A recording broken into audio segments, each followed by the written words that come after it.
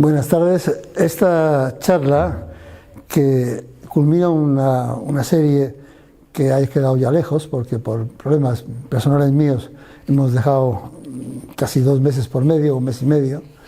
Espero que se entienda que hila con las anteriores. Las anteriores han tratado sobre ese siglo XVIII. ¿Se oye bien, por cierto? Sí.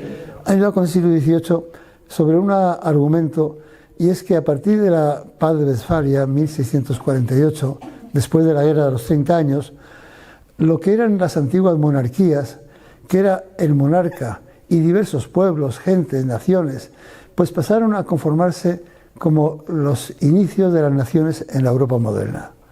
O sea, se pasó de la monarquía a la nación. Eso quiere decir que hay una legitimidad que estaba en el monarca, y a partir de la Paz de Westfalia empiezan a conformarse monarcas que se corresponden con naciones. Y entonces la legitimidad va derivando lentamente a la nación. Lo digo porque insisto en que la idea de nación, como la consideran algunos, que es algo eterno, inmóvil, estático, es una idea absurda. Las naciones son algo que vive y por tanto nacen, se desarrollan, tienen sus idas y sus venidas y mueren, como todo lo vivo. Y así hay que entender el sentido de la nación en Europa. Claro, Europa desarrolló ese concepto de nación de una forma singular respecto a otros continentes, a otras culturas. En China la nación no es lo mismo, en la India tampoco, en el mundo islámico tampoco. Pero Europa configuró eso a partir de ese momento. 1648 empieza a verse de esa forma. Pero en el siglo XVIII se conforman las naciones modernas. Las naciones modernas tienen una estructura en la cual interviene ya a final del siglo, empieza a intervenir un elemento diferente. Algo que es la ciudadanía, a no confundir con el pueblo. Ambas entidades, entes de razón, obviamente, no existe la ciudadanía como objeto físico, ni el pueblo como objeto físico, son conceptos. Se nacen a partir de ese periodo último del siglo XVIII. Eso es lo que estábamos desarrollando. Hablamos del caso de Alejandro Malaspina, que tras viajar durante 5 años por todo el imperio español, pues plantea alternativas. Comprende que el mundo ha cambiado y que América no es lo mismo que cuando se hizo la conquista. Él explicaba aquello de que España hizo conquista, no colonia. Que colonia es ocupar un territorio, se puede matar o sojuzgar o lo que se quiera a los habitantes, pero lo importante es que van familias a crear un espacio de habitar, un espacio habitable con granjeros que cultivan, etcétera, y se asientan. Eso no ocurrió en la España española, donde hubo conquista. Esta idea mítica que tanto se esgrime del mestizaje, debemos entender que se corresponde con el hecho de que solo viajaban soldados y frailes. Eran hombres, de tal manera que las mujeres con las que se reproducían eran indias, eran indígenas. Unas por violación directa y pura, otras simplemente, pues una vez tomado, se hacía el harén correspondiente del fraile o el conquistador y vivía con esas mujeres, y en algunos casos no. Es decir, que quiero recordar, creo que lo hablé en otras charlas, el caso interesante de Lope de Aguirre, el famoso, el hombre del que se ha hablado tanto, ese vasco, que ya en el siglo XVI hizo una tremenda epopeya por América, y que la hizo enfrentándose al rey, a Felipe II y a todos, pero que hizo todo aquello con su hija mestiza. Nunca se separó de ella, y cuando le fueron a matar a todos los marañones, que era su tropa, él la mató. Dijo, no va a ser la puta de estos sinvergüenzas. Y ahí matan a él a continuación. Pero no, hay algunos con otra dignidad. Hoy día Lope de Aguirre es, antes de este personaje que hablaremos hoy, Francisco de Miranda, es el precursor, es el primer personaje que en América representa la lucha contra la opresión de España en América. Pero bueno, eso son mitologías que no vienen al caso ahora. Diré que en el siglo XVIII, en la época primera, en la del Marqués de la Ensenada, y luego ya en la segunda, en la de Floridablanca y Campomanes, pues se entiende a partir de una expedición que organizó Ensenada, que era la de Jorge Juan y Santa Cilia y Antonio de Ulloa, dos marinos que recorrieron todo el Imperio americano y hicieron dos informes. Un informe era un informe técnico-científico, digamos, informe en que se explicaba todo lo que había en América aprovechable según su punto de vista. Plantas medicinales, productos agrícolas, minerales, todo tipo de productos que se podían aprovechar y que se estaban dejando de lado porque lo único que quería Castilla era el oro. Ya recordé el otro día, creo, que cuando en el último periodo Godoy nombra virrey de México a su cuñado, en vez de darle instrucciones sobre cómo hacer tal, cómo hacer cual, le da una única instrucción: mandad plata. Es la única instrucción. Eso es lo que se pensaba desde Castilla, pero no, en el siglo XVIII ya Ensenada, Campomanes, Floridablanca, Aranda, lo ven de otra manera. América tiene una alta producción de muchas cosas y pueden valer mucho.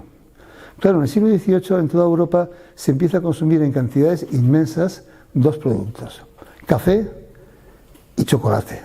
Pero mucho, muchísimo. Toda Europa consume, más aún en un momento dado Napoleón piensa hundir a Inglaterra bloqueando la llegada de azúcar de América, porque no hay quien tome las hierbas, el café, el chocolate, no se puede tomar sin azúcar. El café aún, hay quien, mucha gente le gusta amargo, pero el azúcar no, el chocolate no, chocolate, cacao, es imposible de tomar, no se puede tomar sin azúcar. Todo eso se producía en América. Y entonces a partir de esa primera mitad del siglo XVIII empieza a alterarse la economía de América. Empieza a haber gente, criollos, gente ya viviendo en América, que decide montar plantaciones. Hay una cosa muy valiosa que es comprar esclavos. En vez de contratar gente, se compra esclavos y se les pone a trabajar en el azúcar, en el café, en el chocolate y en muchas cosas más. Y eso, pam, pam, pam, ya está casi, ya está conseguido. Y esas plantaciones llegan a ser muy importantes. Y a partir de esa segunda mitad del siglo XVIII hay unas instrucciones, ya en la época de Campomanes, hay unas instrucciones claras para que se desarrolle el comercio de todos los productos naturales de América. No, la plata sí, sigan enviando plata, pero sobre todo vamos a hacer comercio. Y se bloquean dos cosas. Una, el comercio con Inglaterra, con Francia y con cualquier otra nación, solo se puede comerciar con Cádiz, y todos los productos de América han de pasar por Cádiz. Y si se coge un barco británico o pirata, en el irlandés o lo que sea, se le tira, se le hunde. Y por otra parte, desde el principio, para aprovechar eso, se prohibió la exportación a América, o la llevada a América, de los productos más importantes de España, fundamentalmente el vino. El origen del coñac es muy sencillo, es si coges el vino de Jerez y le evaporas el agua, se queda reducido a la 10ª parte. Cuando llegas a América, le echas el agua y tienes vino. Eso es el coñac. El coñac se inventó para llevar a América toneles de vino, porque se tenía prohibido cultivar el vino, la uva en América, para que fuera necesario llevarla de España. De España se llevaban dos cosas fundamentalmente: esos productos agrícolas como la uva y el mercurio, porque el oro que sale en pepitas en un río se puede aprovechar directamente, pero el oro de las minas no, sale mezclado con todo tipo de minerales y solo se puede, lo que se llama, beneficiar, solo se puede separar por medio de una disolución con mercurio. Y el mercurio en el mundo se produce en muy pocos sitios. Hay un lugar en Alemania, en Croacia, pero el principal yacimiento que conocía Europa era Almadén. Así que la forma de obtener oro era llevar allí mercurio y traer oro. El mercurio se le cobraba a los propietarios de las minas de oro a precio de oro, claro, y entonces se obtenía oro que se traía. Claro, se podía traer el mineral, pero eso no es posible. Hay que traer el oro ya hecho en piezas. Bueno, esa sociedad en el siglo XVIII lo que consigue es crear el criollaje. O sea, había los españoles que iban a América iban a servir al rey. Entonces iban a servir al rey y pasaban pues 3 años, 4, 5 en los oficios correspondientes, pues al mando de una capitanía general, al mando de una encomienda. Los frailes duraban más tiempo en general, pero los militares no, y los funcionarios tampoco. El siglo XVIII es el siglo de los abogados, de los funcionarios. Hay miles y miles de funcionarios y se les envía allí a llevar las cuentas, a todo lo que es la administración.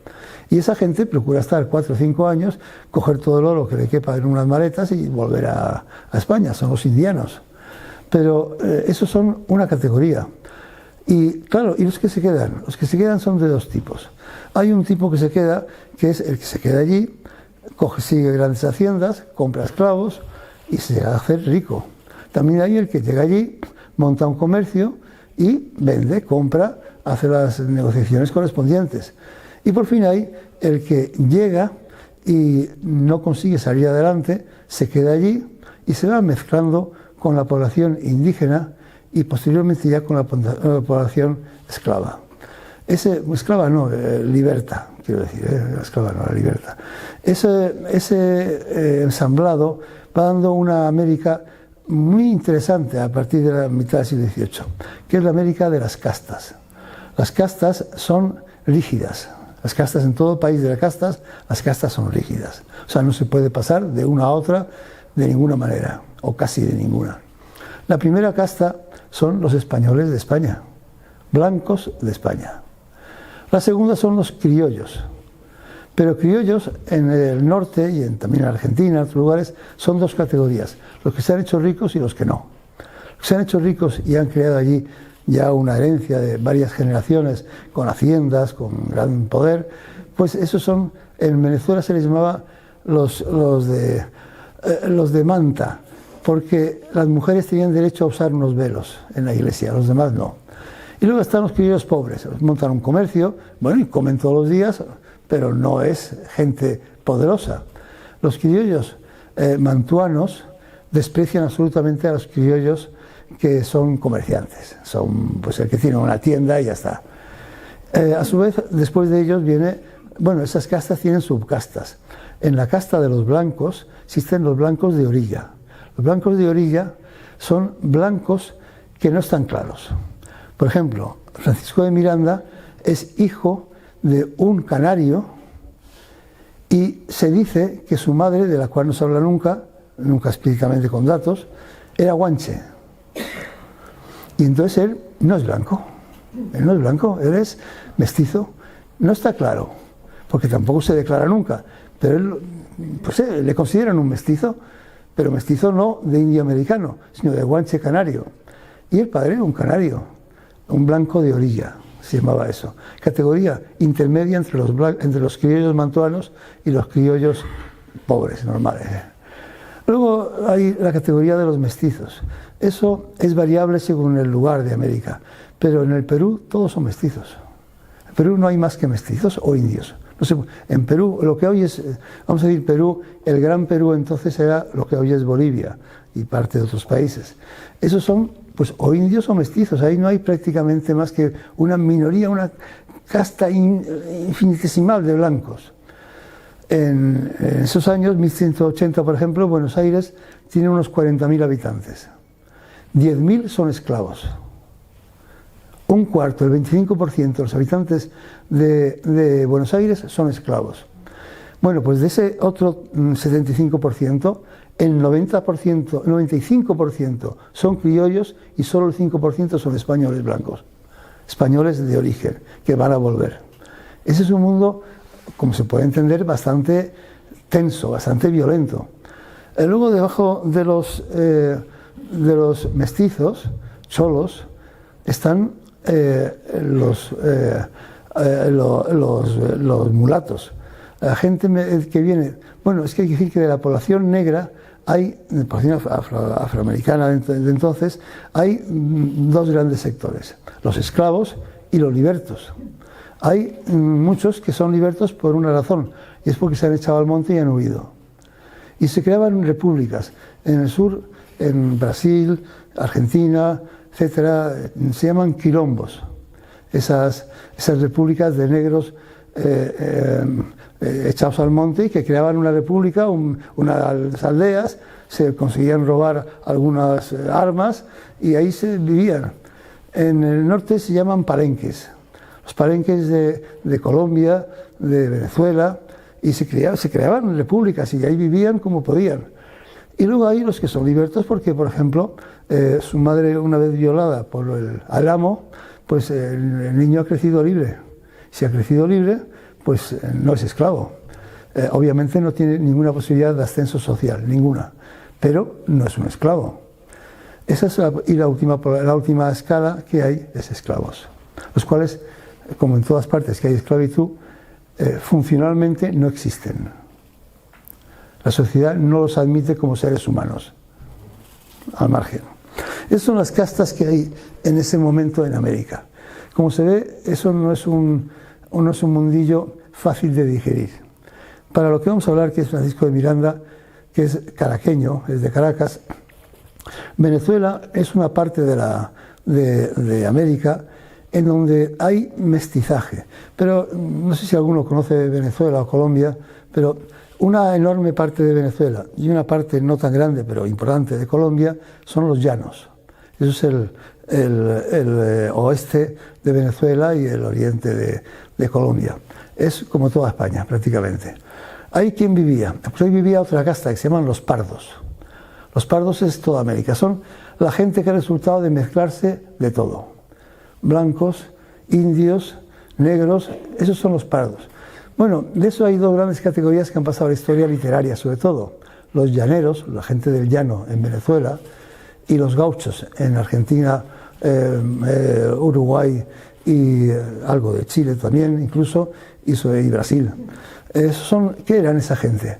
Pues era gente que sus padres o abuelos habían emigrado de España, habían fracasado en la vida, llamando fracasar a cualquier cosa, no diría yo eso, pero se habían quedado al final pues trabajando de peones o lo que sea, se habían mezclado con la población indígena, habían llegado cimarrones, esclavos que habían huido, pues al final eso es una gente que vive en el llano libremente, que son buenos caballistas, muy buenos caballistas, viven libres. ¿Qué hacen? Pues hay, tanto en la Pampa, la Pampa ya digo, es como toda España, pero habitada por 20.000 personas, o por 50.000 personas, pero es como toda España. Pues es gente que vive del ganado que anda suelto y hay hacendados, grandes hacendados que crean haciendas de miles de hectáreas, hay hacendados, hay hacendados que tienen pequeñas haciendas y luego por fin hay gente que vive suelta y se hace un chozo de adobe y de paja, o en el norte con ramas de palmera, etc. Ahí está el hombre que consigue una mujer, a saber de dónde, o sea, puede ser india, puede ser mulata, puede ser mestiza, de todo. Y la mujer se queda ahí. En América del Norte al menos, cuando a un hombre no se le pregunta ¿cuántos hijos tienes?, se le pregunta ¿cuántos hijos te tienen? Que no es te tienen. Sí. ¿Cuántos hijos te tienen? Claro. Entonces ahí, en esos chozos, pues vivía una mujer que era de tal gaucho o de tal llanero, y ahí ponían pues unas gallinas, un puerco, cultivaban unas hortalizas. De vez en cuando podía, o cuando quería, o cuando le parecía bien, llegaba el gaucho o el llanero, pasaba una temporada, traía algo de dinero, algo de plata, se decía entonces, se volvía a ir. Esa era la vida de los llaneros y de los gauchos, que eran siempre mixturados, no era ninguna raza.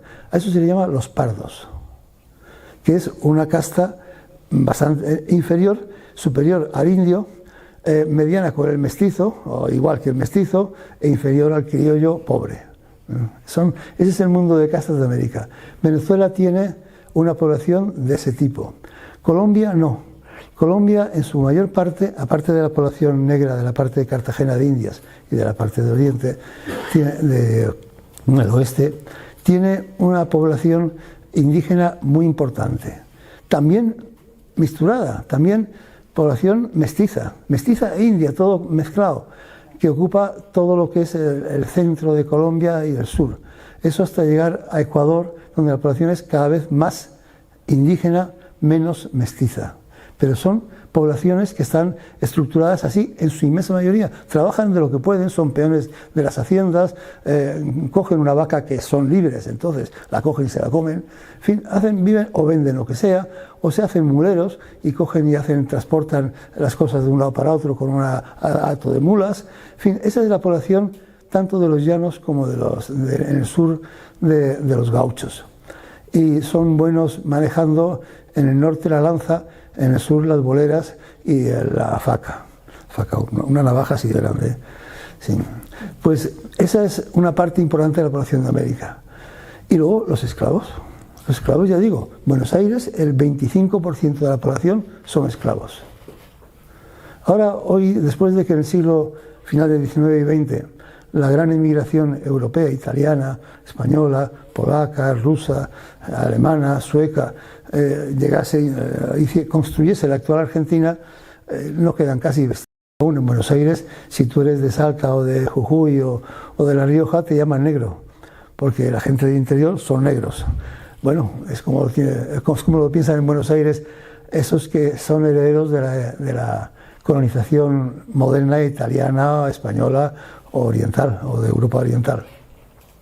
Ese es el mosaico de la América en la que tenemos estos personajes. Tuvimos en ese mosaico a Alejandro Malaspina y tenemos en ese mosaico a Francisco de Miranda. Sobre eso hay que decir que un sistema tan poco ya estructurado y con una economía viva, quiere decir que realmente en el siglo XVIII se está exportando a Europa sobre todo eso, chocolate, café, azúcar y mil cosas más. Pero es que llenar toda Europa de azúcar solo dependía de Cuba y Venezuela. Solo dependía de Cuba y Venezuela. Todo el azúcar de Europa venía de ahí. Bueno, los ingleses tomaron Jamaica para llevarse también azúcar. Pero hay que tener en cuenta que la frontera de Nueva España hasta el siglo XIX es el río Mississippi. El río Mississippi hasta su origen, O sea, todo lo que es la América del Norte al este del río Mississippi no es español. Lo que hay al oriente es nominalmente español. Nominalmente Nuevo México, es México. De tal manera que los ingleses no tenían de dónde sacar, ni los alemanes, ni nadie, sacar ni el azúcar, ni el chocolate, ni el café. De tal manera que era un gran negocio tener una gran hacienda, tener esclavos, producir y vender, sacarlo. Ese es el mundo del que estamos hablando. Así que en ese mundo lo que hay es una tensión fortísima. Insisto en que ese mundo lo ponen encima de la mesa Jorge Juan y Ulloa, en la primera mitad del siglo XIX, a hacer un informe en que describen todo lo que hay, más la quina, más 1000 productos que son medicinales. La obsesión era conseguir plantas medicinales que sirviesen. La fundamental fue la quina, porque la quina permite luchar contra la malaria, y la malaria no es un tema americano, es un tema asiático y europeo. Y aquí la malaria cambió el mundo, y la malaria venía toda del Perú, toda la malaria que se consumía en Europa y en África y Asia venía del Perú. Y eso era negocio, eso era comercio real. Así que descubrieron de pronto en España, en Castilla, que eso de América no era solo la plata, era un buen negocio. Pero era complicado, porque la gente, con esas mezclas de tradiciones, de costumbres y de etnias, era también una mezcla explosiva. Así que hay una rebelión detrás de otra de una forma bastante continua. El momento clave para lo que estamos hablando es 1781. 1781, por enésima vez, la población del Perú se levanta en armas. La población india del Perú y mestiza. Porque Tupac Amaru, el que dirigió esa última insurrección, Tupac Amaru II, porque Tupac Amaru es el inca que levanta la primera revuelta contra los españoles en 1570. La segunda, Tupac Amaru II, es un tipo que se llama Gabriel no sé cuántos, se coge el nombre inca suyo, pero llega a reunir 100.000 guerreros y llega a durar casi 2 años la rebelión para restablecer el Inca en el Perú. O sea, es una revolución profunda y la gente se siente reconocida. Los indios y mestizos se unen a eso, y eran mestizos. Tupac Amaru es mestizo, no es indio. Es lo mismo que el caso de Evo Morales, no es indio, es mestizo, ¿eh? Claro, pero nadie le interesa la distinción, le interesa que se va a restablecer el Inca. En el norte, en Colombia, hay también unas rebeliones muy continuas. Eso es una cosa. Hay una rebelión en el mismo año, 1781, que dirige otro mestizo, Galán. Pero son campesinos. Los campesinos de Colombia, recordemos que son campesinos que trabajan a 2.000 y 3.000 metros de altitud, extrayendo el café, precisamente, lo que venía a Europa. Pues esos miles de campesinos hacen otro levantamiento. No piden la independencia ni el establecimiento del Inca, porque ahí no hay Inca ninguno. Lo que piden es dejar de vivir en la miseria, es dejar de ser explotados a sangre y fuego. Y entonces es una rebelión que también dura un año, tremenda. Al final los matan a todos, matan a Tupac Amaru, matan a Galán, todos esos acaban muertos, pero no muertos de cualquier manera, Una vez muertos se les descuartiza, se pone la cabeza en una pica y se pone en una ciudad, se le corta los brazos, las piernas, tal, se colocan en diferentes ciudades para que se recuerde lo que se hace con los rebeldes. Eso es 1781. Recuerdo que la revolución de Haití es del 91, solo 10 años después de los esclavos de Haití. Es la segunda revolución en América. La primera es la de los años 80 en los Estados Unidos, en la América inglesa, que provoca la creación de los Estados Unidos. La segunda es la de Haití, donde acaba siendo una cosa tan tremenda como que al final los negros matan a los mulatos, porque dicen: no queremos nada que venga de ustedes, de Europa, nada. Es una rebelión brutal y establecen un régimen, una dictadura tremenda, que luego Miranda negociará con ellos. Ellos le dicen: le ayudaremos en la medida en que usted se comprometa a liberar los esclavos en Venezuela. Él lo acepta. Era un hombre sin prejuicios. Bueno, pues también hay que decir que en esas rebeliones, que hubo muchas, hay un momento en el cual, en medio de ya iniciadas las guerras de independencia por San Martín, etcétera, en Argentina, en el norte, Salta. Bueno, es que hay que entender que entre Bolivia, el norte de Argentina, etcétera, no hay diferencia, eso es modernamente, entonces no la hay. Pues ahí se quedan las republiquetas, hay rebeliones continuamente, y republiquetas no es en valenciano, es que le decían así en América, es pequeñas repúblicas que consiguen emanciparse y que no se someten a ningún caudillo, o a un caudillo local puramente.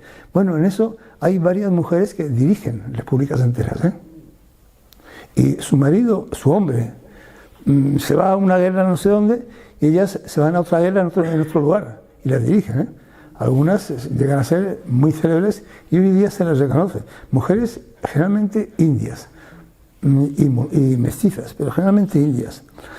Bueno, hay algunas muy famosas, pero no sigamos por ese lado, que nos perderemos. Sí, en otros temas. Mientras tanto, entre los años 80 y el fin de siglo, hay un periodo, como es sabido, convulso, porque a la muerte de Carlos III, le dice a su hijo Carlos IV, ese pobre bobo de Carlos IV, le dice: manténme al primer ministro que tengo, que sabe mucho, que es Campomanes. Y se lo mantiene 2 años, no más. Está Floridablanca, que se hace cargo. Quiere decir que Campomanes, Floridablanca, son hombres de progreso, pero no son hombres de ideas avanzadas, sino que buscan una solución a los graves problemas que hay en el país. Algunos, como Aranda, sí es un hombre de ideas muy avanzadas, revolucionarias. Otros son personajes conservadores, pero que comprenden que o se hace un cambio profundo en la economía y en la política, o eso no va a ningún lado, o se hunde el sistema. Entonces, tanto Floridablanca menos, pero Campomanes bastante. Primero, les cuesta desembarazarse de quienes tenían el poder real en la España de Fernando VI y de Felipe V, que era la orden de los jesuitas, que eran quienes de verdad gobernaban, mandaban en España. Insisto, jesuitas que también, como han sido siempre muy ligados a la realidad, no son reaccionarios en el sentido de que todo esté quieto como querían los dominicos o como querían otras órdenes, sino al revés, de que todo cambie, pero mantengamos el control, de que el cambio sea profundo en la economía, en la política, pero bajo el control de la Iglesia. Pero ese dominio dura hasta que al final, ya en la época de Florida Blanca, no hay más remedio que quitárselos de encima, porque controlan absolutamente todo y porque la Inquisición en España sigue siendo poderosísima, la fuerza más poderosa que controla la vida de la gente. En ese mundo, vamos a contar el periodo de 1880 más o menos hasta 1814, que es cuando acaba ese periodo revolucionario, 30 años. En él se plantean, los problemas son reales y se plantean, hay que resolverlos. Ya dije que el primer intento de resolverlos es el famoso informe del conde de Aranda, que se sitúa en 1783. Debo decir que el original hace mucho tiempo que no lo ha visto nadie. Tenemos copias de 1820 y tantos, pero el original de aquel informe de Aranda ha desaparecido. Se conservan 3 copias posteriores. El informe de Aranda le dice al rey, y eso prefiero casi leerlo porque es muy sencillo, es muy breve además, pero usando las gafas de leer, obviamente, si las encuentro. 1783, es embajador en París y envía a Florida Blanca un informe que dice que jamás ha podido conservarse por mucho tiempo posesiones tan vastas colocadas a tan grande distancia de la metrópoli. Por estas y otras condiciones es de prever que los habitantes de América traten de conseguir la independencia tan luego como la ocasión les sea propicia. Entonces le dice en el informe que para resolverlo hay que cambiar las cosas profundamente en América.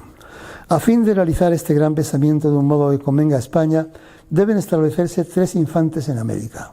Uno como rey de México, otro como rey del Perú y otro como rey de Costa Firme, Venezuela, etc. Y tomando vuestra majestad el título de emperador. Las condiciones de esa inmensa cesión podrían ser que los 3 reyes nuevos y sus sucesores reconociesen a vuestra majestad y a los príncipes que ocupan el trono después por jefes supremos de la familia, que el rey de México pagase cada año un tributo, que el de Perú tal. Estos soberanos y sus hijos deberían casarse siempre con infantas de España o de su familia, etc. De este modo, se trata en consecuencia de establecer en América 3 monarquías independientes. Malaspina explicará que independientes absolutamente, con su propio ejército, su propia economía, su propia hacienda. Aunque feudatarias de un rey de España convertido en emperador. Especial atención reserva al comercio ultramarino. Dice, el comercio debe hacerse bajo el pie de la más estricta reciprocidad. No puede ser la rapiña de Castilla a América. Ha de ser como iguales. Y no yéndose nuestras fábricas en estado de abastecer a América de todos los objetos manufacturados de que pudiera tener necesidad, sería preciso que Francia, aliada nuestra, le suministre tal. Pero hay que impedir a toda costa que entre Inglaterra en esos acuerdos. Dice que hay que tener mucho cuidado porque han nacido los Estados Unidos de América. Esta República Federal, dice Aranda en su informe, nació pigmea, por decirlo así, y ha necesitado del apoyo y fuerzas de 2 estados tan poderosos como España y Francia para conseguir la independencia. Llegará un día en que crezca y se torne gigante, y a un coloso temible en aquellas regiones. Entonces se olvidará los beneficios que ha recibido de las 2 potencias y solo pensará en su engrandecimiento. No hay que olvidar que la independencia le debe mucho a la toma del sur, de la desembocadura del Mississippi, que impidió a los ingleses abastecerse por esa vía. Es la famosa batalla de Pensacola, en la cual estará Miranda. La libertad de conciencia, la facilidad de establecer una población nueva en terrenos inmensos, así como las ventajas de un gobierno naciente, se traerá a agricultores y artesanos de todas las naciones, y dentro de pocos años veremos con verdadero dolor la existencia tiránica de ese coloso del que voy hablando. El primer paso de esta potencia, es que en aquella época en España había grandes pensadores y grandes estadistas y grandes científicos. El primer paso de esta potencia, cuando haya logrado este engrandecimiento, será el apoderarse de las Floridas a fin de dominar el Golfo de México. Después de habernos hecho de este modo dificultoso el comercio con la Nueva España, aspirará a la conquista de este vasto imperio que no podremos defender contra una potencia formidable establecida en el mismo continente y vecina suya. Estos temores habrán de cumplirse en algunos años, a no ser que se adopten las medidas oportunas. Este pensamiento ocupó toda mi atención, dice él, desde que como ministro plenipotenciario y fundamental firmé la paz de París. La preocupación, dice Aranda, me vino tras la firma del Tratado de París, que acaba con la guerra. Debe vuestra majestad deshacerse de todas sus posesiones en el continente de ambas Américas, conservando tan solo las islas de Cuba y Puerto Rico en la parte septentrional y alguna otra que pueda convenir en la parte meridional, con el objeto de que nos sirvan como escala de puesto de comercio español. Ese es el informe del conde de Aranda, que ya digo, es un tema del que se tiende a hablar poco. No, sí, no, era una gran visión. Bueno, obviamente no le hicieron caso. Sí, al rey no le gustó nada la idea de abdicar toda América en 3 príncipes de la familia Borbón, por más que fuesen hijos suyos, que no eran hijos suyos, eran hijos de la reina. Pero eso es una de las visiones que hay entonces. Hay que tener en cuenta que entonces se produce en el año, ya lo expliqué, el 95, el primer intento republicano en España, después de la Revolución Francesa, en el cual interviene Malaspina y que acaba con su prisión, la prisión de uno de los hombres más grandes de la España de la época, Jovellanos, 9 años en la cárcel en el castillo de Aybar, y la marginación del conde de Villagigedo y de Antonio Valdés, los 2 ministros, el ministro de Estado, el ministro de Marina y el virrey de México, que entonces eran los que ofrecían esa alternativa. Ya estaban planteando eso, pero ya de forma radical, como república. Y en la caída posteriormente o inmediatamente, nunca está claro eso, poca gente lo ha estudiado a fondo, se produce la famosa intento revolucionario de Picornell, en la cual plantean establecer un gobierno también abierto, republicano. Picornell consigue que no le maten y le envían a un presidio en Venezuela, donde se encuentra con 2 tipos que están ya pensando también en eso de que la América no puede seguir siendo hispana. España igual. Y con ellos en la cárcel establece un acuerdo unos trabajos previos para la independencia de América. Consiguen huir de la cárcel, España igual, los 2 serán 2 de los grandes independentistas de Venezuela, y ahí empieza la revolución en Venezuela especialmente. Bueno, eso va a recorrer esos 30 años de 1780, 88, 89, 3, esos años hasta el final, hasta la vuelta de Fernando VII y de la su último. Y ahí es donde nace Miranda, que al igual que Malaspina nace en 1750.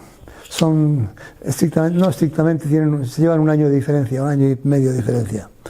Bueno, él es un criollo de segunda, considerado muy mal visto además porque es comerciante que llegó pobre de Canarias a Caracas y se puso un comercio y se hizo medianamente rico, no un hombre de gran riqueza, pero llegó a establecer un poder grande.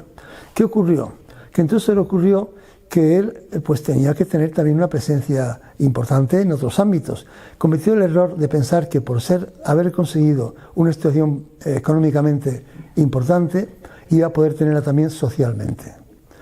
Claro, a los mantuanos, a los criollos de pura cepa, de pata negra, eso no les gustó la idea, sobre todo cuando él pidió el ingreso en el batallón ¿cómo se llama esto?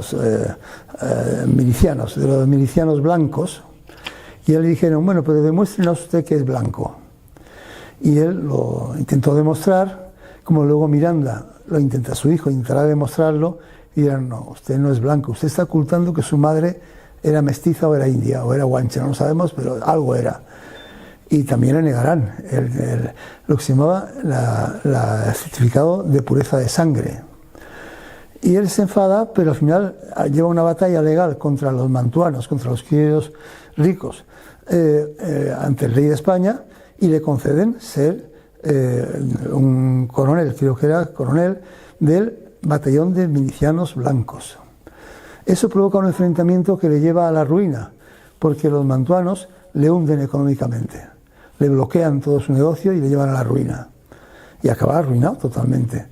y además hundido moralmente porque no le reciben en las casas, no le dejan. En fin, no sé si alguno conoce el mundo chueta de Mallorca. Hasta hace pocos años, si tú no eres un mallorquín de soca, no puedes entrar en un comercio de un chueta, no entras. Ahora desde que en los tiempos actuales, en los tiempos democráticos, el primer alcalde era chueta, bueno, eso ya ha cambiado un poco. Pero hasta hace 50 años, un chueta no podía comprar una tienda de gente de soca, y bueno, está grabándose, de gente de pata negra, y un chueta no puede entrar a comprar a un comercio de los otros. Por eso era la América de la época. Bloquean totalmente al padre de Miranda y se queda en la ruina. Entonces el hijo toma una decisión, tiene 17 o 18 años y decide, muy, muy molesto, irse a Cádiz y ser militar. Él había estudiado ya en la universidad, había conseguido que le reconociese haber acabado los estudios de Derecho, pero no lo dejan ingresar en el colegio de abogados porque no puede demostrar que es hijo de blancos. Y entonces no puede entrar en el colegio de abogados. Y en vista de eso, también un poco mosca, se va a Cádiz. En Cádiz se va a Madrid y con un dinero que le envía su padre, pues compra, es una cosa de la época, compra una patente de capitán de la milicia. O sea, entonces comprabas el cargo en el ejército con un dinero. Entrabas y ya te preparabas y pasabas a ser capitán directamente pagando 8.000 ducados. Pagó una barbaridad, una locura, ¿eh? Es lo que le costó la ruina también a su padre, lo que tuvo que pagar. Pero sí, hace eso y entonces vive unos años en Madrid, que es un Madrid ilustrado. Un Madrid, ese Madrid de aquella época, si puedo decir algún fragmento interesante de ese Madrid de la época. Bueno, no perderé el tiempo con eso. No. Sí. No. Se puede imaginar cómo era un Madrid donde, ya lo expliqué, circulaban los libros de Voltaire, de Diderot, toda esa cultura circulaba. Ya dije que en aquella España oscurantista, donde la Inquisición seguía enviando a la hoguera 1.700 personas en 100 años, en el siglo XVIII, en esa España circulaban miles de libros ilustrados, venidos de Francia. La gente aprendía francés para poder leer a Voltaire. Y ese era el mundo en el cual, en la rebotica o en cualquier café, se discutían todas las ideas que venían de Francia y de Europa. Y en ese mundo, pues Miranda empieza dos manías que arrastró toda su vida. Una, comprar libros. Y tenía esa rara virtud que tienen algunos, de que no tenía prejuicios, y entonces lo que leía no se lo creía o se lo dejaba de creer, sino que iba estructurando un pensamiento a partir de sus lecturas, sus conversaciones, su vida con otra gente, sin que le pesaran especialmente prejuicios de una formación infantil en Caracas de seminario. Porque es que en la Universidad de Caracas se estudiaba el catecismo del padre Ripalda.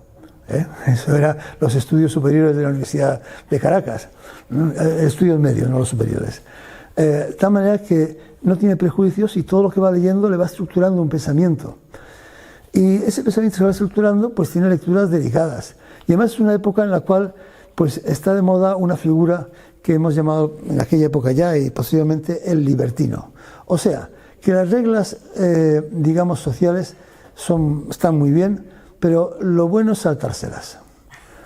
Porque vivir rigurosamente como se quería vivir en la corte de los Austrias, todos vestidos de negro todo el día y todos vigilándose unos a otros, pues no era plan. Los Borbones trajeron muchas cosas estrambóticas, pero alguna era sana.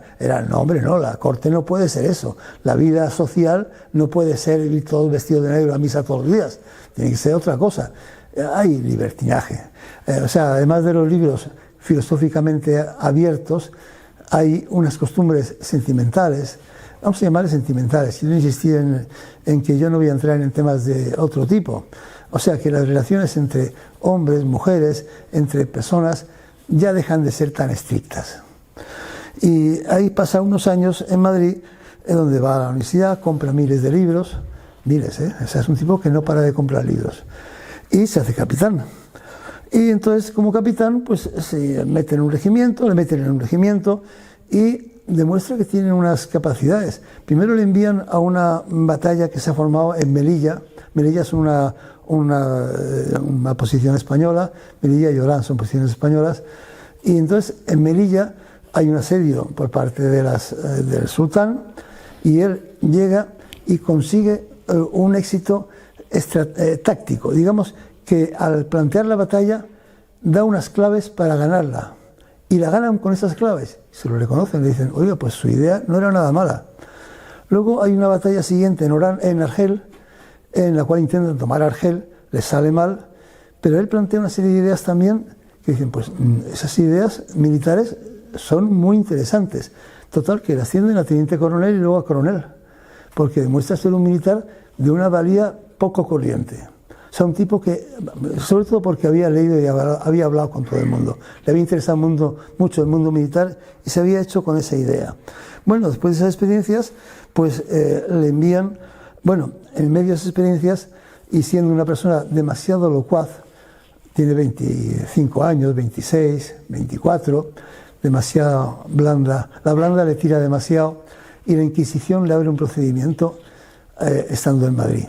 Como he sabido, cuando la Inquisición te abría una investigación, tú no lo sabías, nadie te informaba.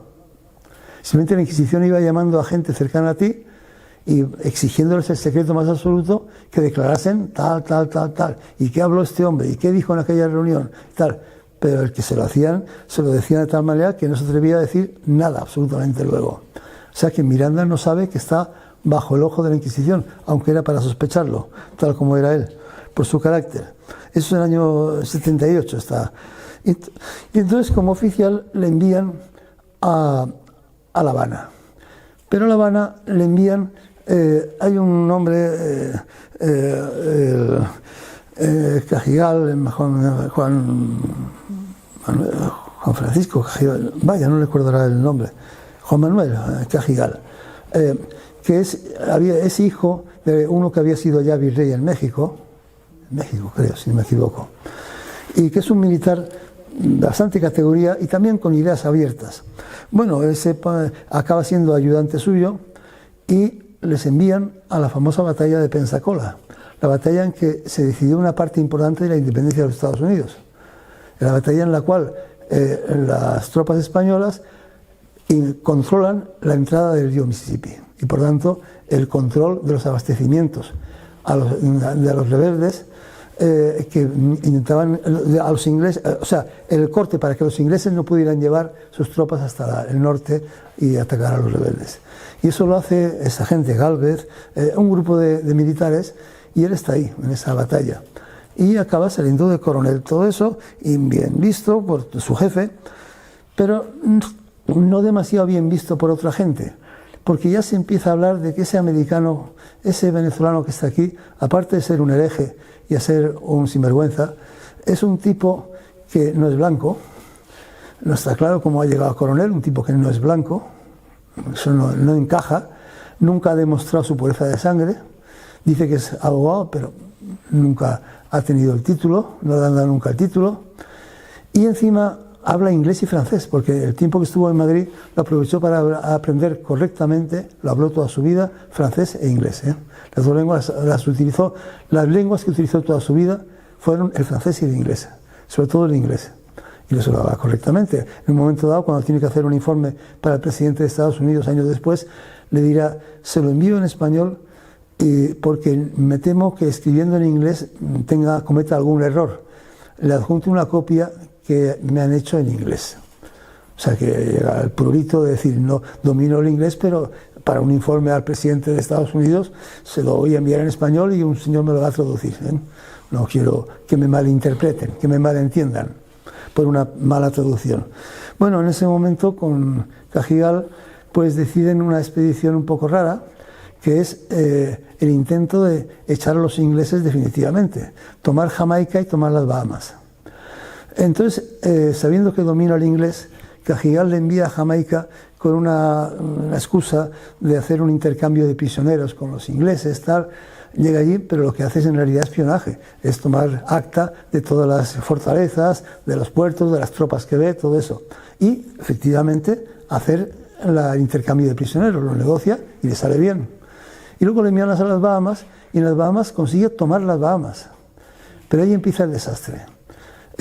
Nadie lo dice, no se publica en ningún lado, que se han tomado las Bahamas. Nadie sabe nada. Vuelve a La Habana y le acusan de contrabando.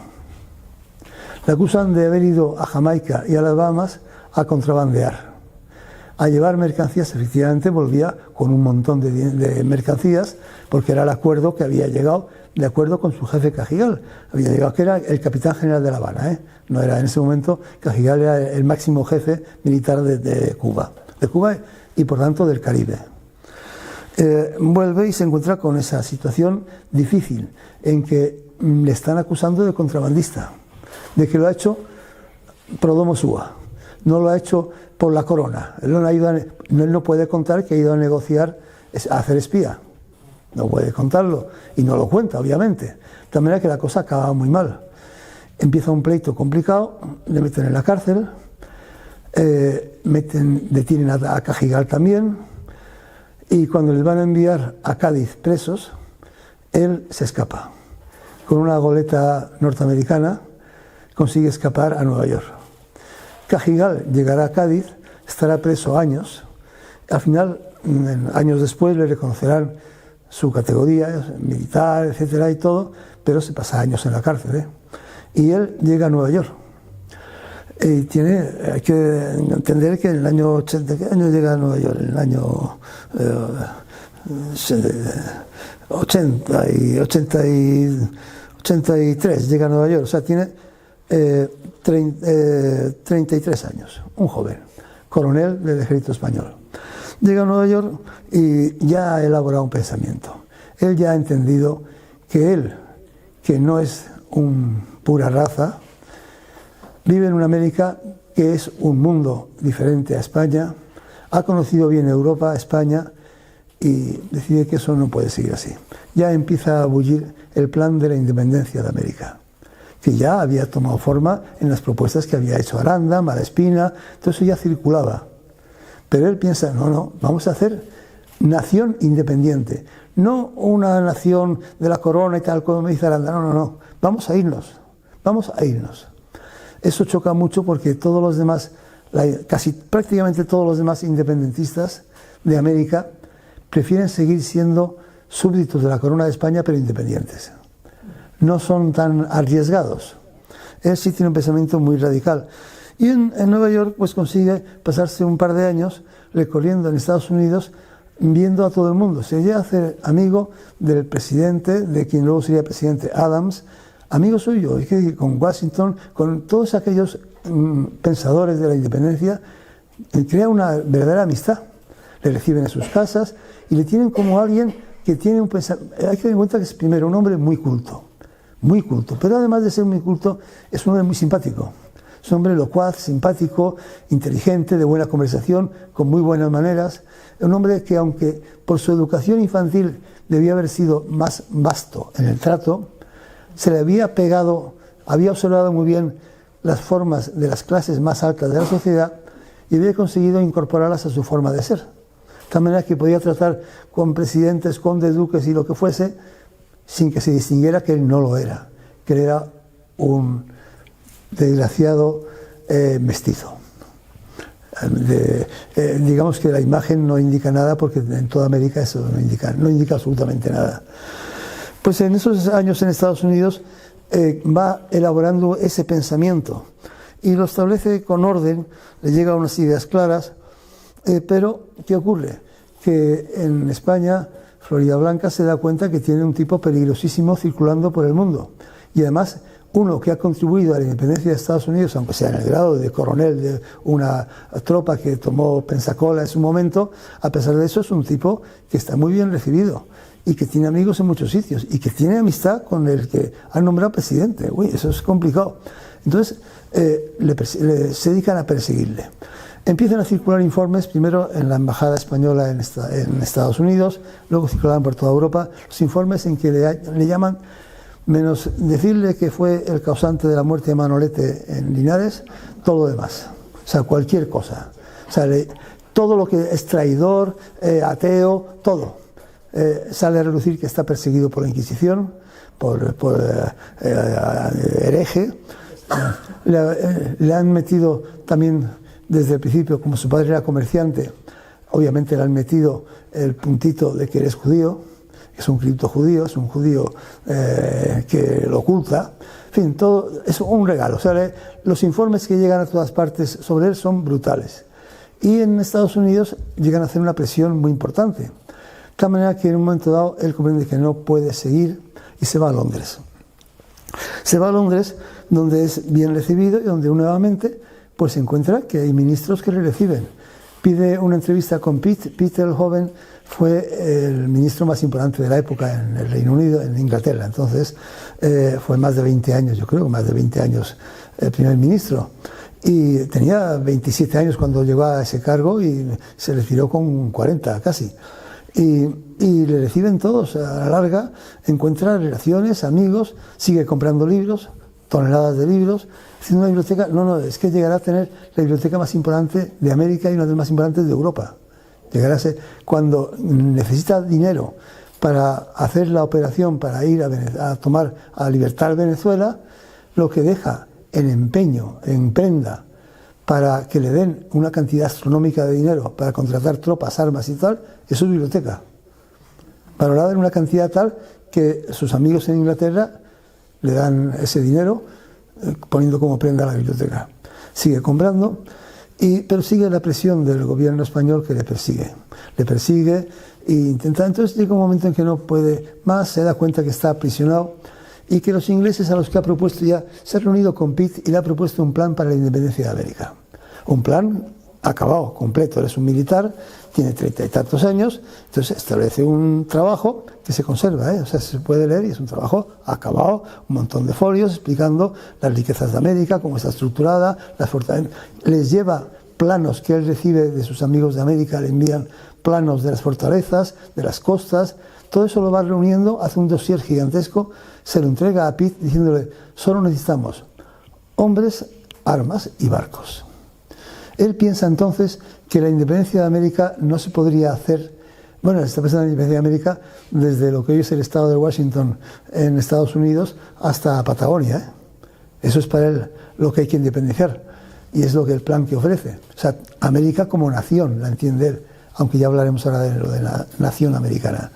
Entonces, él ofrece ese plan en que solo pide, dice, no tenemos allí tropas, hay que conseguir tropas que tienen que ser contratadas aquí, en Europa, y mercenarias, armas y barcos, no necesitamos más. Pitt se lo va archivando, se lo va trazando, él insiste en que es la ocasión de saltar a América, que hay que conseguir la liberación de América, pero los ingleses sí, pero no, como siempre. Él cree en Inglaterra, porque Inglaterra es la patria de las libertades en ese momento, es la patria de los derechos humanos, de las libertades públicas, de los derechos civiles, de la separación de poderes, y él cree que ese mundo británico es ideal y que obviamente, pues como él va diciendo las cosas, pues eso funcionará. No sabe que los políticos ingleses consideran que el único objetivo de Inglaterra es Inglaterra, que no hay otro objetivo, que para Inglaterra solo hay, como dijo luego Disraeli, no me acuerdo ahora, dijo: Inglaterra no tiene amigos ni enemigos eternos, solo sus intereses son imperecederos. Y él no lo entiende todavía, él cree que Inglaterra puede ser un aliado para la independencia. El hecho es que en un momento dado que se ve muy perseguido por la embajada española, pues pide un permiso en Inglaterra para ir a Prusia a una parada militar que va a haber allí, que él quiere estudiarla. Se va a Prusia con un amigo británico y en Prusia empieza su gran recorrido. Tiene 37 años, dedicará años a recorrer toda Europa. Recorre Bélgica, Prusia, Austria, Suecia, Hungría. En un momento dado se embarca Italia, se embarca para Turquía, visita Constantinopla, donde pasa también una temporada, y cuando vuelve a Crimea y llega a Rusia. Y en Rusia el ministro Potenkin, el conde Potenkin, le recibe. Es un tipo que ya se ha hecho famoso, que es un tipo que recorre, un americano español de América, que sabe mucho, que es interesante, que tiene una gran cultura, que sabe de todo, que habla inglés, francés, tal, y le recibe Potenkin y le presenta a la persona más importante casi del mundo en ese momento, la emperatriz Catalina de Rusia. Y Catalina de Rusia le dice: este tío es muy interesante. Bueno, el hecho es que se pasa un año viviendo con Catalina de Rusia, protegido por Catalina de Rusia. Insisto en no entrar en cuestiones de cama que no vienen a cuento. Catalina, que era muy inteligente, le acoge y dice: este tipo me interesa muchísimo. Y bueno, primero tiene una larga relación de discusiones, de tal. Le interesa, Catalina veía el mundo pues un poco como le pasa a este Lavrov, el ministro que tiene Putin, que tiene el mundo en la cabeza y lo ve de una sola ojeada, ve el mundo entero. Pues a Catalina le pasaba eso, que veía el mundo entero y decía: esto es muy interesante lo que está contando este. Primero se conoce Inglaterra, Estados Unidos, se conoce Francia, Alemania. Uy, este tío interesa. Y primero le nombra coronel del ejército ruso, cosa que no era rara, ¿eh? Los ejércitos rusos traía militares de todas partes. De hecho, hubo varios generales españoles en el ejército ruso, ¿sí? Poco después, entre ellos Van Halen, el famoso Van Halen, que tampoco era español, era belga en realidad, pero era español, era valón. Pero él nombra coronel y le da una pensión que le durará años, con lo cual conseguirá vivir, porque uno dice: ¿cómo pasó 4 años viajando por Europa sin un céntimo? Pues lo conseguía. Conseguía eso, era un hombre hábil, conseguía apoyos, ayudas, y lo conseguía y disimulaba. No tendría un céntimo en el bolsillo, pero recibían en los salones más importantes y en las cortes, y no parecía que no tuviese un céntimo en el bolsillo. Y más aún, compraba miles de libros y los enviaba, los libros los iba reuniendo y los enviaba. La otra manía que tenía, que es la que más importante, es que toda su vida apuntó todo lo que hacía en diarios. Toda su vida, ¿eh? Sus diarios, en este momento, su archivo son 68 volúmenes, varios cajones de tal, y se ha salvado. Y él apuntaba todo lo que pasaba cada día. El hecho es que en ese momento, con el apoyo de Catalina, vuelve, pero aquí viene el interregno importante. En 1789 ha estallado la revolución en Francia, y él, que ve que la cosa no está segura en Inglaterra, se ha pasado a Francia. Y en Francia llega en el 91, en el 91, no me acuerdo ahora, sí, en el 91 llega a París, habiendo vuelto de Rusia y de toda Europa, y siendo coronel español y coronel ruso, se va a la convención y le dice: estoy de acuerdo, vamos a luchar por las libertades. Él se apunta a la revolución, se apunta abiertamente a la revolución. Y entonces le nombran mariscal. Sí. Y le dicen que vaya a combatir. Bueno, es el momento en que la revolución está triunfando, el rey está en la cárcel, pero no le han hecho nada más que meter en la cárcel, porque han intentado huir, y toda Europa se vuelve contra Francia. Ejércitos austriacos, españoles, que están intentando acabar con la revolución. Y él allí dice: bueno, pues cuenten conmigo. Y se apunta y le dicen: ¿va usted a combatir en el Pirineo? Y dice: no, yo contra los españoles solo lucharé en América. Aquí envíanme a cualquier lado menos a luchar contra españoles. Y entonces le envían al norte y lucha contra los prusianos y los austriacos en el norte, y bueno, y acaba de mariscal. Pero ¿qué ocurre? Que en el año 92 llega la revolución, sigue adelante, y se desconfía de todo el mundo. Y al final los jacobinos llegan al poder. Y los jacobinos, todo eso es muy oscuro, porque este hombre en realidad no es un revolucionario radical, es un tipo que es por las libertades, y todo eso está muy bien, pero no nos fiamos. Y se ve metido en una trama con el general de Moguías, del cual él había dependido. Él se hace cargo en las guerras en el norte, en la frontera norte de Francia, de la mitad del ejército del norte, ¿eh? O sea, no es una batallita con unos cuantos milicianos, es la mitad de un ejército. La otra mitad es la que dirige como general en jefe de Moulier.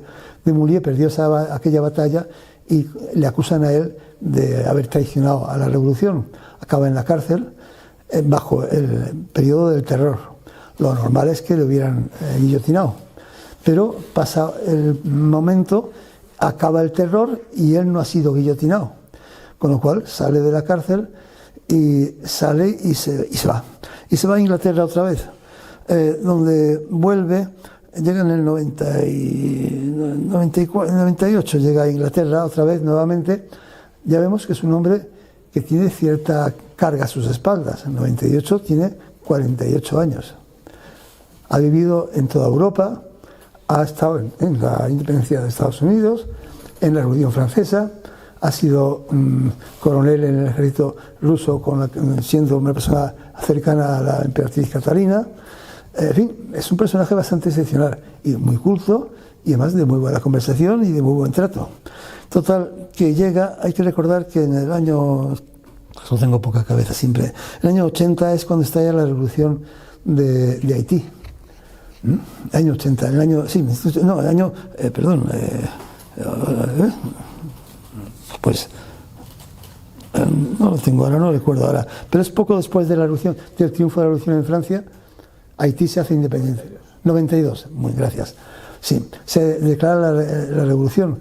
Eso en América no sienta muy bien a mucha gente, porque que una colonia de esclavos además declare la independencia es muy fuerte. Él llega a Londres, consigue organizar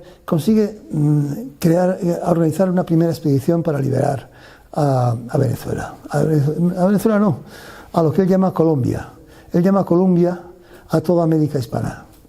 Y entonces consigue organizar una expedición con apoyo británico, pero apoyo británico clandestino. O sea, se le impide que se sepa que ha intervenido Inglaterra, sino solamente amigos que le han dado el dinero, le han puesto los barcos, tal. Bueno, esa expedición llega y no tiene apoyo real. Pasa por Nueva York, donde coge más gente, otros barcos, los norteamericanos le apoyan igual. A la chica callando, porque dicen, no es hora de enfrentarnos con el Reino de España. Y entonces hace una expedición que fue un fracaso completo. Fue un fracaso, acabaron ahorcados la mitad de los expedicionarios, no llegó a nada y tuvo que huir, consiguió huir y volvió a Londres. Pero sí se había demostrado lo siguiente, que había un ambiente de independencia, pero no había valor para declararla. No había gente dispuesta a ir. No tuvieron mucho trabajo los realistas, los españoles, en sofocar una rebelión. La sofocaron y ya está. Y él consiguió huir, y en Inglaterra dedica los siguientes años a ir fomentando, por medio de la propaganda, esas ideas de independencia ya reales, formales. Hay que crear unas naciones independientes.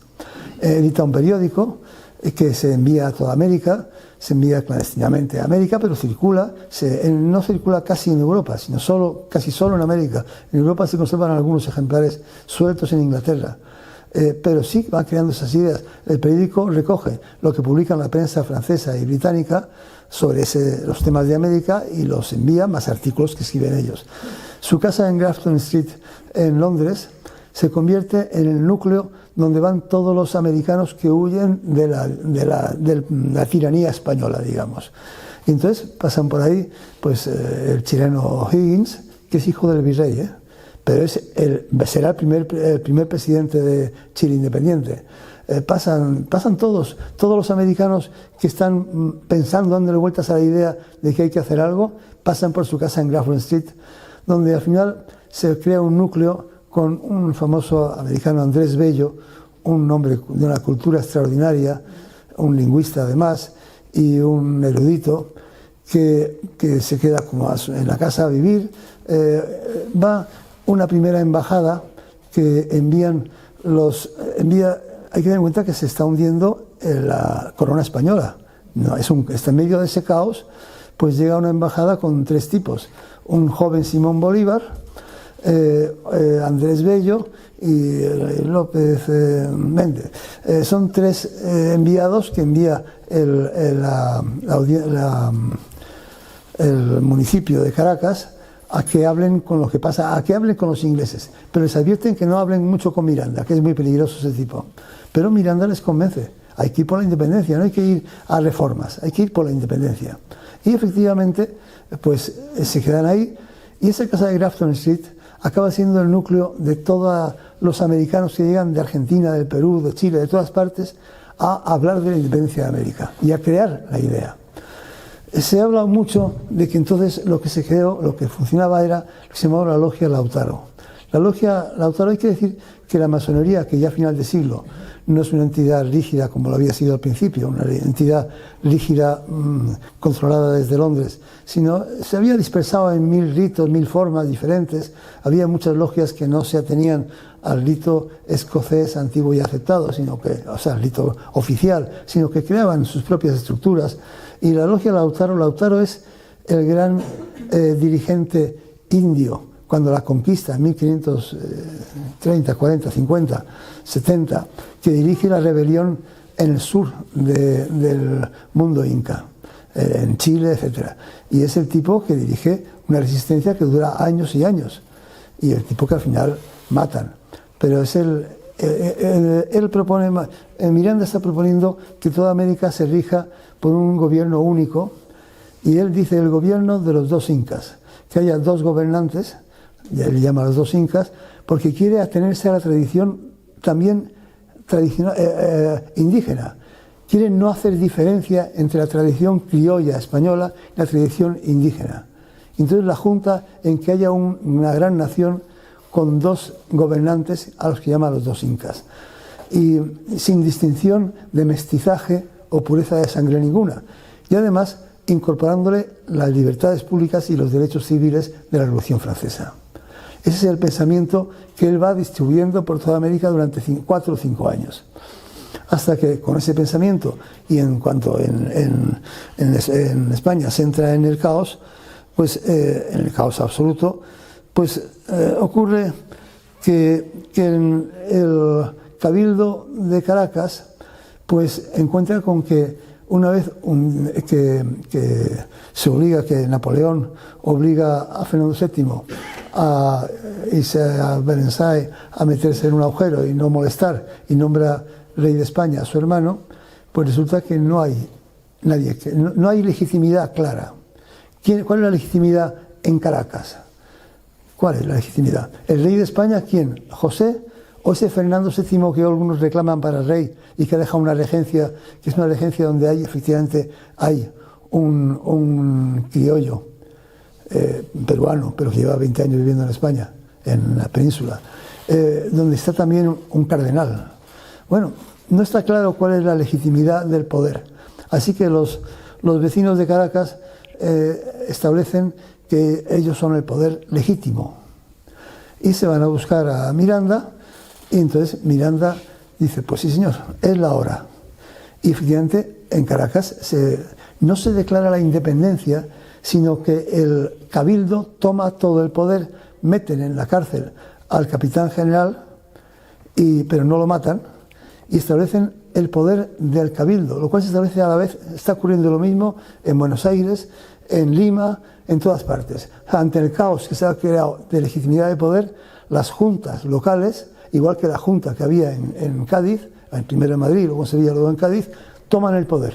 En nombre de, no está claro. En España sí, en nombre de la nación.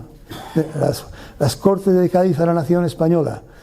Pero en América no está nada claro, pero toman el poder. Y cuando llega Miranda a La Guaira, llega entre un odio brutal de todas las clases altas que han tomado el poder, porque son los mantuanos de Caracas, los criollos ricos que han tomado el poder, no quieren ni verle, pero desembarca en La Guaira y miles de gente normal van a recibirle y le aclaman, le llevan y empieza una guerra.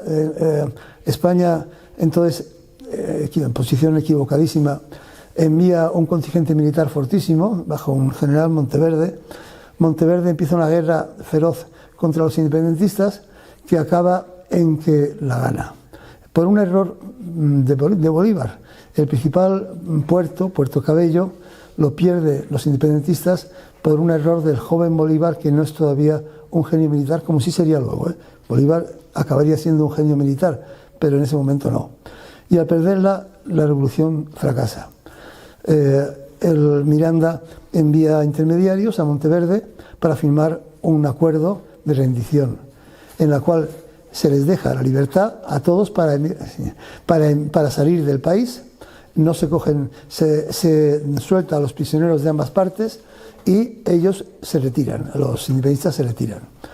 Y eso se lo hacen en La Guaira. La Guaira es el puerto de Caracas, ¿eh? Está a 30 kilómetros, pero en medio hay una montaña enorme que se llama Monte Ávila, que separa La Guaira de Caracas. Pues llega ese momento y cuando hay que firmar ese pacto, se firma y llega Bolívar y algunos jefes más de la insurrección, y ocurre que cogen preso a Miranda y se lo entregan a Monteverde. Ahí empieza el final de la historia. Miranda acaba en la prisión, primero allí, luego en La Habana, luego en Puerto Rico y luego en La Carraca, donde morirá 4 años después preso y olvidado de todo eso. Sus papeles, la independencia empezará justo entonces, porque Bolívar se hace cargo de la guerra y consigue efectivamente, de acuerdo con Nariño en Colombia. Nariño morirá también en la cárcel, por cierto, que dirigió la insurrección en Colombia, en fin, todo eso. La independencia de América fue tan caótica como la creación de la nación española. No se creaba una nación en América, sino varias naciones, según sus propias tradiciones y según su propia estructura. Y se crearon, efectivamente, pero tardaron un siglo casi en acabar de crearse, como en España, que la nación española todavía estamos discutiendo en qué consiste. Y ahí acabo esta charla, que solo quiero añadir que agradezco a todo el mundo pues la atención prestada. He aprendido muchas cosas viendo a estas charlas, a lo cual agradezco mucho a todos. No sé cuándo podré dar otras charlas más adelante, pero por ahora me despido agradeciendo a tan selecto público.